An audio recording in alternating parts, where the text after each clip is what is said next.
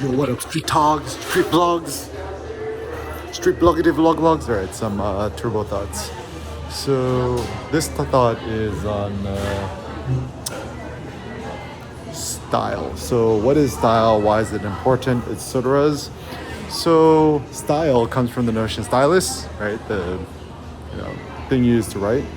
And I think in modern day times, we tend to think of style kind of like your fingerprint on things, or to have a recognizable style is that when people look at something that you create, they don't know who did it, right? So you see a Picasso, you don't have to see the signature. Your style is the signature. So first and foremost, just don't do nothing that you don't care to do. So for example, I have zero interest in video editing. You just shoot a one shot and upload it. I'm shooting this on an iPad Pro M1, 11-incher, 720p, 30 FPS. And I'm holding the iPad with two hands. And I'm using the back-facing camera in ultra-wide mode. And for me, this is why this is my style, is that I prefer to be authentic, spontaneous, I suppose unprofessional, and I don't like to have to, prescript nothing. I just like to do in one shot. So even when one thing I discovered when I was producing my Udemy video courses is I don't really like to have to write out a script or sound super professional. Thus, the upside of YouTube's is I could just put out my thoughts out there without having to edit or censor myself.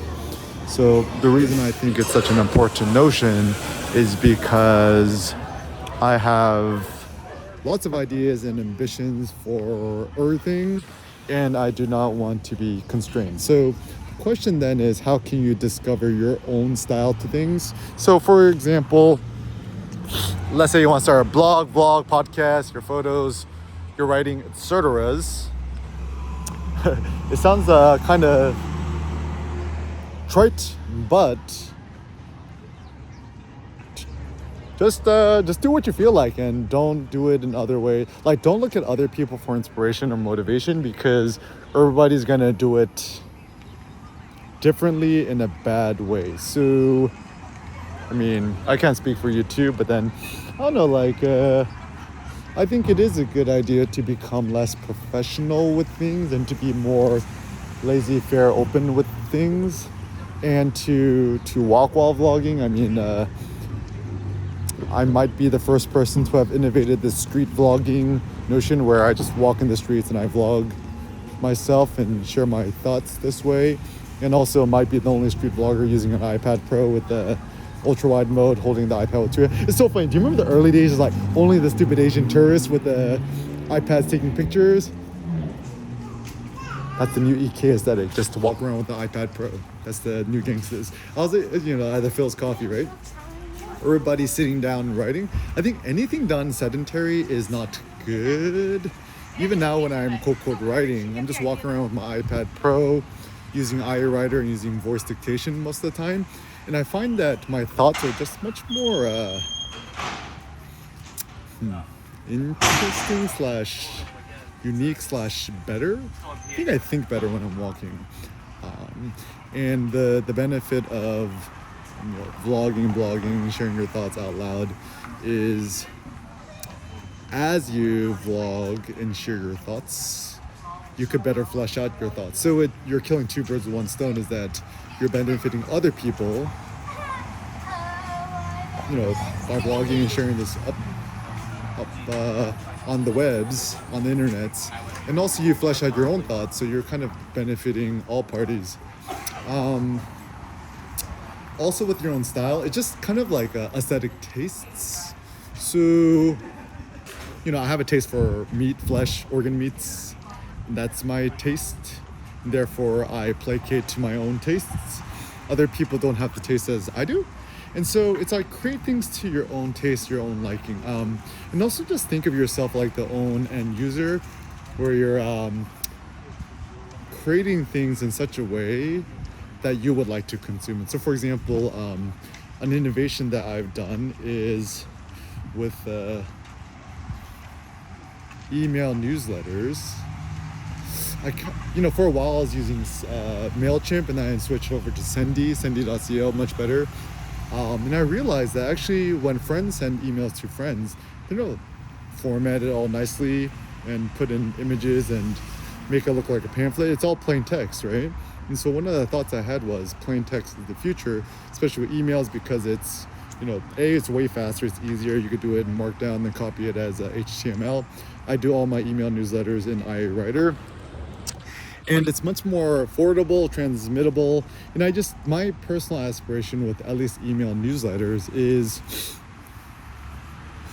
even if you think about the notion of a newsletter, it's interesting. News is just anything that's new, right? News is the new things, the new shit, right? And a letter is just a letter that you write to somebody, right? And then even people who used to write anything, they were called men of letters, right?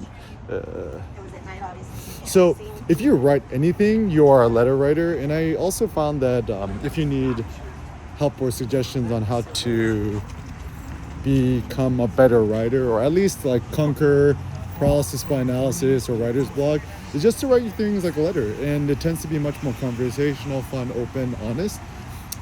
Disregard all notions of quote good writing. I think the biggest things that hold back people in writing is thinking too much about our K through 12 / college, university education in terms of how to quote write well. I think to write, just avoid the basic typos. And the best writing tends to be simple, direct, honest, and precise, and fun. I think writing should be fun. Whenever you're reading a book that's not fun, that is not a good thing to read. Like, even a pro tip, if you're reading a book and then the first page bores you, just stop reading it. There's this weird virtuosity of, having to torture yourself and finish a whole book even though you don't like it. There's good books and there's bad books. The difference between a good book and a bad book is a bad book is boring, a good book is entertaining. Entertaining means it holds your attention. To narrate means to hold. Entertaining is good. To be entertaining is good. To be boring is bad. I think especially in today's world, the only cardinal sin that you could do as a creator is be boring. And once again, everyone's definition of boring is different. And my thought is, just create the media in which you would like to consume. So for example, I'm really interested in philosophy and to think deeper, turbo thoughts about things. Yet my problem was I couldn't find nobody out there, not the Joe Rogans, not the Tim Ferrisses, not the James Altuchers, etc., who actually do talk their own philosophy. It's like this. It's kind of boring. The formula nowadays with podcasters tend to be, letting me find a really smart, successful, interesting individual, interview them for an hour or two, and then I'm going to try to extract the secret sauce of what makes them tick, right? And I think that's great, and I think it's useful. However, I would think it'd be much more interesting if just Tim Ferriss would just talk an hour about his own thoughts about X, Y, and Z, or if even Joe Rogan would just share his own thoughts, just vlogging himself talking about his own thoughts and ideas rather than having to extract and cherry pick the mind of somebody else. I actually find that type of thinking to be just it's good, but it's just kind of I don't know, just uninnovative maybe. And I was thinking about ain't nobody have the courage to just share their own thoughts. They always have to comment on something, and maybe so it's a cowardice thing, is that if you interview somebody who's already super successful, then you as the interviewer have no skin in the game.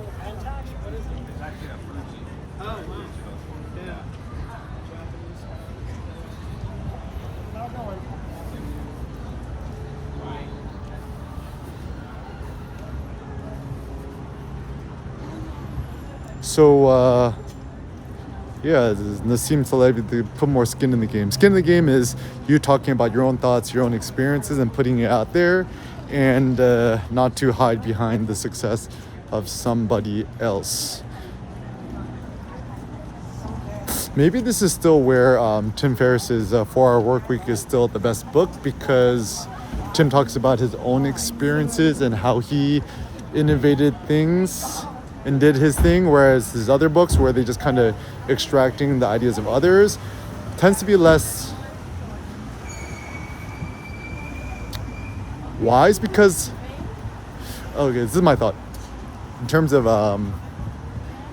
the precision or the signal versus noise things. You know your own thoughts and experiences better than anyone else out there.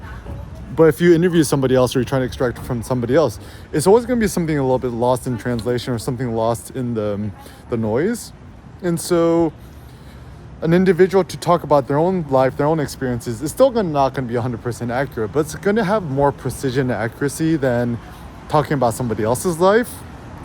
So while autobiographies tend to be not 100% super accurate, because, you know, certainly you write a book by yourself, your own life story, you're always going to over-exaggerate certain things, or you're going to fall into a narrative fallacy and talk about why you're the hero and how you overcame blah, blah, blah. But still, like, it feels a little bit more authentic. So even like James Dyson, I think he did a book called Invention or something. I haven't read it, but I read some negative reviews on Amazon where there's like, oh, just, you know, James Dyson just being a product marketing his own products and talking about how great he is. But maybe that is a good thing. Books that tend to get negative reviews actually tend to be more interesting books. So maybe the ideal books to read are the ones that actually get really bad negative reviews. Even like Ready Player 2, right? I read it, I loved it. I thought it was a great book. But then there's so many negative reviews like, oh, trying to push this non-gender binary. I'm like, this is the dude's own book. Just let him write the book however he wants, right? So, yeah. So my encouragement is for you to have the courage, the chutzpah, the balls to share your own thoughts, your own experiences, and maybe write your own autobiography of yourself.